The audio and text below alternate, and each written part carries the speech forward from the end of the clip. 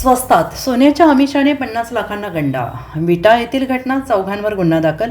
कमी दरात पक्क्या बिलासह अस्सल सोने देण्याचे आमिष दाखवून तब्बल 50 लाख रुपयांची आर्थिक फसवणूक केल्याचा प्रकार उघडकीस आला. या प्रकरणी विटा पोलीस ठाण्यात लखन रामचंद्र ठोंबरे राहणार पंचशील नगर विटा आणि इतर तिघांविरोधात फसवणुकीचा गुन्हा दाखल करण्यात आलेला आहे. सतीश भुजंग राठोड वय वर्ष 32 राहणार पारे तालुका खानापूर यांनी याबाबत फिर्याद दिलेली आहे. पोलिसांनी दिलेल्या माहितीनुसार पारे येथील सतीश राठोड हे रिअल इस्टेटचा व्यवसाय करतात. विट्यात राहणारा मुख्य संशयित लखन ठोंबरे आणि त्याच्या 3 साथीदारांनी बाजारभावापेक्षा कमी दरात आणि रितसर विलासह सोने देण्याचं आमिष त्यांना दाखवलं. सुरुवातीला थोडे सोने देऊन त्यांनी राठोड यांचा विश्वास संपादन केला आणि विश्वास बसल्यानंतर सतीश राठोड यांनी 3 ऑक्टोबर 2023 पासून पारे आणि सोलापूर येथे वेळोवेळी रोख स्वरूपात एकूण 50 लाख रुपये संशयितांना दिले. मात्र पैसे घेऊनही सोन्याचा पुरवठा न केल्याने फसवणूक झाल्याचे राठोड यांच्या लक्षात आले.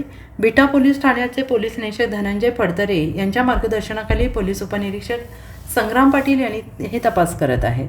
ब्युरो रिपोर्ट SBN मराठी विटा.